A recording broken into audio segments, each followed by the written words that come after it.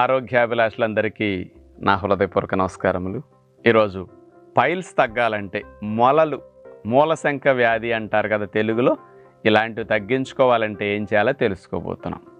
వెనకటి రోజుల్లో కంటే ఈ రోజుల్లో ఈ సమస్య బాగా ఎక్కువైంది. ఎందుకు అంటే వెనకటి రోజుల్లో దంపుడు బియ్యం తినటం, ఇంకేదైనా తేగలు, ముంజుకాయలు, తాటికాయలు, చీమ చింతకాయలు ఇలాంటివేవో కొంచెం పీచు పదార్థాలు బాగా తినేవారు. అందుకని మోషన్ ప్రొద్దున వెలుతురు రాకముందు చెంబట్టుకు వెళ్ళేవారు, చీకటి పడిన తర్వాత సాయంకాలం చెంబట్టుకు వెళ్ళేవారు. రోజుకు 2 సార్లు వెళ్తే మంచిది అనే రోజులు ఆ రోజుల్లో. ఇప్పుడు ఈ రోజుల్లో ఎవరినైనా మీరు రోజుకి ఎన్నిసార్లు మోషన్ వెళ్తారని అడగకూడదనమాట. మీరు ఎన్ని రోజులకు ఒకసారి వెళ్తారండి అంటే కరెక్ట్గా చెప్తారు. 2 రోజులు 3 రోజులు అని.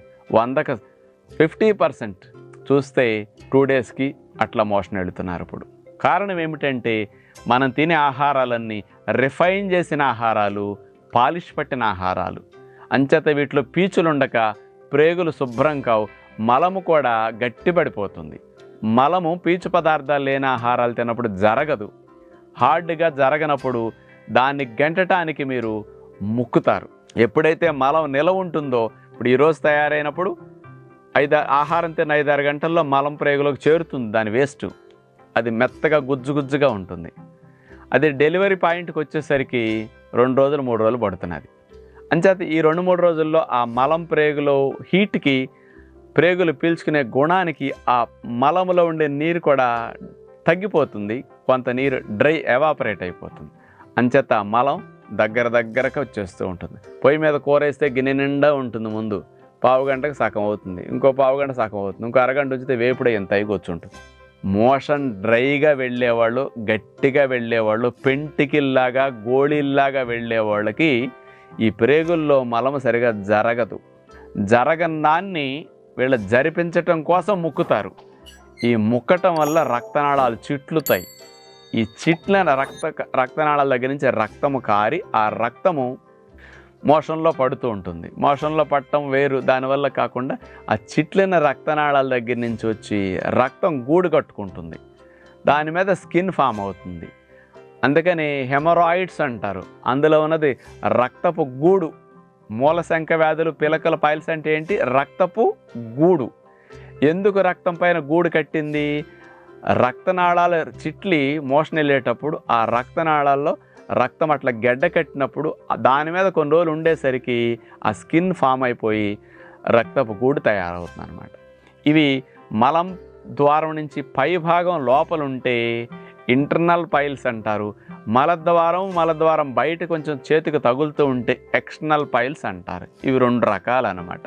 ఈ మలాన్ని విసర్జన చేసిన తర్వాత చేయి పెట్టి కడుక్కునేటప్పుడు చేతికి ఎవరికన్నా శనగగింజంతా, కుంకిడి గింజంతా, కొంచెం ఉసిరికాయ అంత కొంచెం పెద్దగా కాయిల్లాగా తగులుతున్నాయండి, చేతికి ఏదో స్కిన్ తగులుతున్నది అనిపిస్తుంది, దాన్ని ఎక్స్టర్నల్ పైల్ అంటారనమాట. ఈ ఎక్స్టర్నల్ పైల్ వల్ల పెద్ద ఇబ్బందులు ఉండవు. అసలు ఇంటర్నల్ పైల్స్ వల్ల ఎక్కువ ఇబ్బందులు ఉంటాయి. ఎందుకంటే ఆ పైల్ ఇంత కాయిలాగా మలం ప్రేగులో లోపల ఉందనుకోండి, మలం గట్టిదొచ్చేటప్పుడు దీని మీద ర్యాపిడ్ చేసుకుంటూ వచ్చేసరికి మళ్ళీ ఆ స్కిన్ లేచిపోతుంది. చొక్కలు రోజు రక్తం పడుతుంది. మోషన్ వస్తున్నదంటే వాళ్ళకి ప్రాణం పోతుంది. ఇక దొడ్లో కూర్చొని ఏడుస్తుంటారు, కళ్ళమ్మట నీళ్లు కారుతుంటాయి. ఎందుకంటే మలాన్ని గెంటేటప్పుడు దాని మీద రాపిడికి ఆ బిగపట్టి గెంటేసరికి కళ్ళమ్మట నీళ్లు వచ్చేస్తాయి, కళ్ళు ఎర్రగైపోతాయి దొడ్లో చాలామందికి మోషన్ వచ్చేటప్పుడు కూడా. ఇలాంటి మూలశంక వ్యాధులు పైల్స్ తగ్గాలంటే ఏం చేయాలి?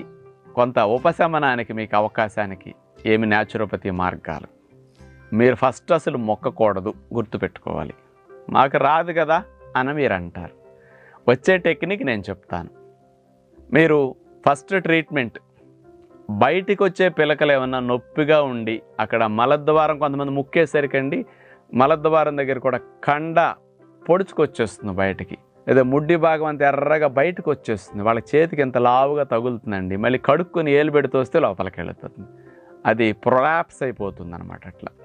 అలా ఎవరికైనా వస్తున్నా ఈ పిలకల్లాంటి మలద్వారం బయటకు వచ్చి కొంచెం లావుగా ఉండి పైకి అక్కడ నొప్పిగా ఉన్నా ఉపశమనానికి మీరు ఏం చేయొచ్చు అంటే, ఒక నాప్కిన్, జేబుగుడ్డ లాంటిది ఏదైనా తీసుకుని అందులో ఐసు ముక్కలు వేసేసి పొట్లంలాగా ఐసు గుడ్డ అట్లా పట్టుకుని మలద్వారం దగ్గర మీరు ఏదన్నా మంచం మీద వెళ్ళకిలా పడుకుని కాళ్ళు వెడల్పు చేసి ఐసు గుడ్డ మలద్వారం దగ్గర పెట్టుకోండి.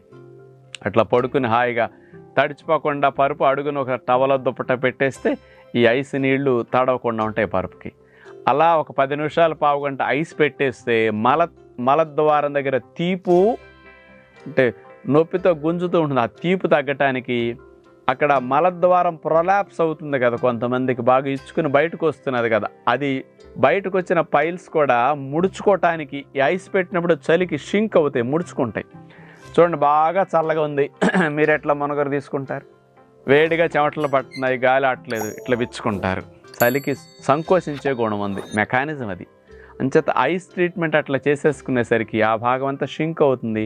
బ్లడ్ వెజల్స్లో బ్లడ్ కూడా కొంత బ్యాక్ వెళ్ళిపోతుంది అనమాట, చల్లదనం పెట్టేసరికి. తర్వాత మళ్ళీ వస్తుంది, అందుకని ఆ చిల్లింగ్ ఎఫెక్ట్కి అలా ఉంటుందన్నమాట. అంచేత ఈ ఎక్స్టర్నల్ రిలీఫ్కి చాలా బాగా ఐస్ ప్యాక్ ఉపయోగపడు. రోజుకు 3-4 సార్లు మలద్వారం దగ్గర బాగా నొప్పిగా ఉన్నప్పుడల్లా అట్లా పెట్టుకోండి. ఇక మీకు ముక్కకుండా మోషన్ మెత్తగా వెళ్ళాలంటే మీరు రోజు పీచు పదార్థం ఉన్న ఆహారాలు బాగా తినాలి. అప్పుడు మలం కొంచెం మెత్తగా తయారవుతుంది.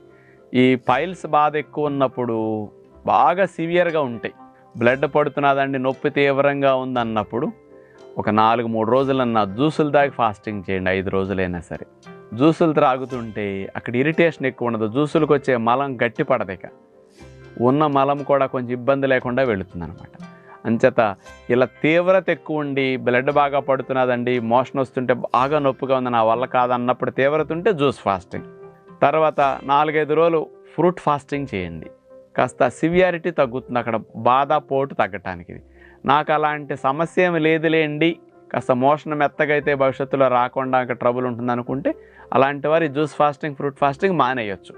ఇక మోషన్ మెత్తగా సాఫీగా అవ్వాలంటే కూరలు ఎక్కువ తినాలి. ఆ కూరగాయలు కూడా సొరకాయ, బీరకాయ, దోసకాయ, అరటికాయ ఇలాంటివి ఏ వండుకున్నా, చిక్కుడుకాయలు, గోరు చిక్కుడు కూడా బాగా పీచులు ఎక్కువ ఉంటాయి అన్నమాట.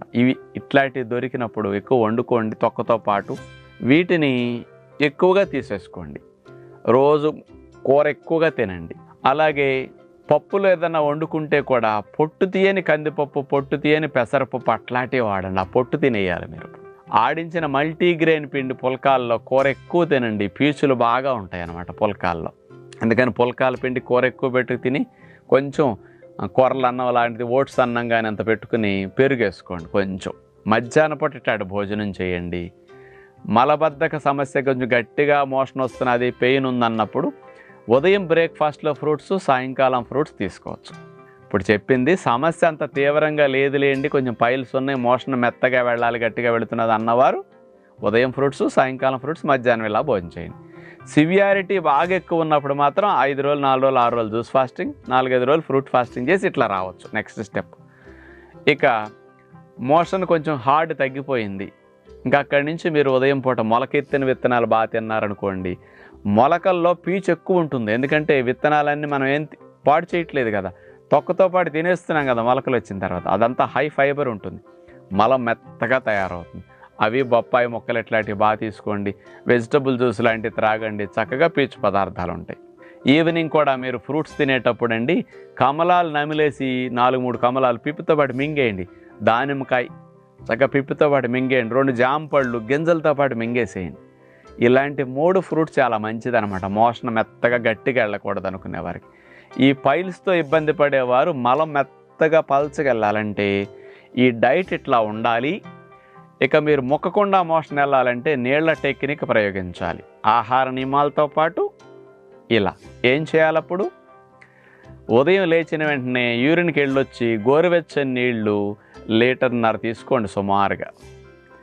సాధ్యమైనంత వరకు ఎంత త్రాగలిగితే అంత 1.5 లీటర్, 1.5 లీటర్ అని త్రాగండి. ఒక్కసారే త్రాగలేకపోతే 5-6 నిమిషాల వ్యవధిలో, 7 నిమిషాల వ్యవధిలో సరే 1.5 లీటర్ నీళ్లు త్రాగటానికి ట్రై చేయండి. నీళ్ల తోపుడు పొట్టలో పడింది అనుకోండి, ఆ తోపుడు వెళ్ళి మలం ప్రేగు నెత్తిన పడి ఒత్తుతుందన్నమాట. అందుకని మోషన్ బాగా గెంటితేనే ఫ్రీగా వస్తుంది మనకి. మనం మొక్కకూడదు, అప్పుడు నీళ్లు గెంటాలి. నీళ్లు తాగాక మీ ఆలోచన పొట్టా ప్రేగుల మీద పెట్టి నీళ్ల బరువు ఎక్కడ పడింది, ఆ బరువు కదలికలు ఎట్లా వస్తున్నాయి, మోషన్ ఎక్కడ జరిగింది, ఎలా జరుగుతుందని ఆలోచన చేయండి. అంటే వేరే పనులు, వేరే ఆలోచనలో మనసు పెట్టకుండా మోషన్ అవ్వాలన్న ఆలోచన ప్రేగుల మీద కాన్సన్ట్రేట్ చేయమంటున్నాం. ఒత్తిడి వచ్చి బాగా అర్జెంట్ అనిపిస్తుంది, కొంచెం వచ్చినప్పుడు వెళ్ళకూడదండి. నేను పరిగెయ్యాలనిపిస్తున్నది, నా వల్ల కావట్లేదు, కొంచెం లేట్ అయితే లాగులో పడిపోతున్నాను, ఊపు రావాలి, అప్పుడు వెళ్ళండి. చక్కగా మీరు మొక్కకుండా ఒత్తిడి చేయకుండా మెత్తగా మోషన్ వెళ్ళిపోతుంది. 1% కూడా మీరు ప్రెషర్ అప్లై చేయకూడదు. వెళ్ళకుండా మిగిలితే వదిలేయండి, కానీ మొక్కొద్దు మీరు. ఇంకా ఫర్దర్గా పైల్స్ అగ్రివేట్ కాకుండా ఉంటాయి అన్నమాట. ఇంకోటి, మొదటిసారి మోషన్ అయిన తర్వాత 1 గంటన్నర 2 గంటల గ్యాప్ ఇచ్చి లోపు ఏమీ తినకండి, ఖాళీ కడుపుతోండి. మళ్ళీ రెండోసారి 1.5 లీటర్ నుంచి 1.5 లీటర్ నీళ్లు తాగండి. మొదటిసారి 1.5 లీటర్ తాగినా రెండోసారి 1.5 లీటర్ తాగడానికి ట్రై చేయండి. ఇంకా అవకాశం ఉన్న వాళ్ళు కొంచెం గ్యాప్ ఎక్కువ ఇస్తే ఇంకా మంచిదే. కనీసం 1.5 గంటన్నర గ్యాప్ ఇవ్వాలి. అట్లా నీళ్ళని 1.5 లీటర్ త్రాగేసి మళ్ళీ మోషన్ అవ్వాలని ఆలోచన పెట్టండి. ఉదయం పూట నిన్న తిన్న ఆహారంలో వచ్చిన మలమంతా ఎక్కువ భాగం వెళ్ళిపోతుంది కాబట్టి ఇది నిలవ ఉంటే కదా నెక్స్ట్ డేకి డ్రై అయ్యి గట్టిగా అయ్యేది. అందుకని ఈరోజు తిన్నామంటే రేపటిలోపు ఖాళీ చేస్తే అది డ్రైగా వెళ్ళదు, మెత్తగా వెళ్ళిపోతుంది అనమాట. అందుకనే సుఖ విరోచన అవటానికి నీళ్ల టెక్నిక్ ఇట్లా 2 సార్లు ఉదయం ప్రయోగించండి. మంచి ఆహారం తినండి, ఐస్ ట్రీట్మెంట్స్ అట్లాంటివి చేయండి. కొంతమందికి మరీ తీవ్రత ఎక్కువ ఉండి బ్లీడింగ్ అయి పైల్స్ వరకు ఎక్కువ పడుతుంటే తొట్టి స్నానం మంచిది. చన్నీళ్ళ తొట్టి స్నానం. ఉదయం పూట పొట్ట ఖాళీగా ఉన్నా, సాయంకాలం పొట్ట ఖాళీగా ఉన్నా తొట్టులో నీళ్లు పోసి సీటు భాగం ఆనిచ్చి బట్టలు తీసేసి కూర్చుంటారు. తోడలకి దిగువ భాగం నీరు తడవదు, బొడ్డు పై భాగం నీళ్లు తడవదు. ఈ కింద భాగాలకు మాత్రమే రక్త ప్రసరణ తడిచినందువల్ల అక్కడికి వెళ్ళి అక్కడ హీలింగ్ బాగా చేయడానికి, ఆ మలద్వారం దగ్గర కాస్త రిలీఫ్ రావడానికి టబ్ బాత్, హిప్ బాత్ బాగా మంచిదన్నమాట. ఇలాంటి ట్రీట్మెంట్ చేసుకోండి. సాధ్యమైనంత వరకు ఈ పిలకలు బాగా పెద్ద సైజు వచ్చి అవి అలా ఇబ్బంది పెడుతున్నప్పుడు సర్జరీ తప్పదన్నమాట. అయితే అన్ని న్యాచురోపతిలోనే తగ్గిపోవండి, తగ్గనే ఉంటాయి. అలాంటి తగ్గకుండా ఇబ్బంది కలిగించే సమస్యలు ఉన్నప్పుడు డాక్టర్ సలహా తీసుకుని ఎప్పుడన్నా కొంచెం మళ్ళీ ఫర్దర్గా మళ్ళీ వచ్చేస్తాయి పైల్స్, మన టెక్నిక్ ఫాలో అవ్వండి, ఫర్దర్గా మళ్ళీ పైల్స్ రాకుండా రక్షించుకోవచ్చు అనమాట. చాలామందికి తగ్గుతాయి, తగ్గని కేసులు ఉంటాయి. అలాంటప్పుడు ఇట్లాంటి సలహా తీసుకోండి. న్యాచురోపతి విధానాలను మీరు చక్కగా ఇంట్లో ఉపయోగించుకుని మంచి ఫలితం పొందుతారని విజ్ఞప్తి చేస్తూ అందరికీ సెలవు. నమస్కారం.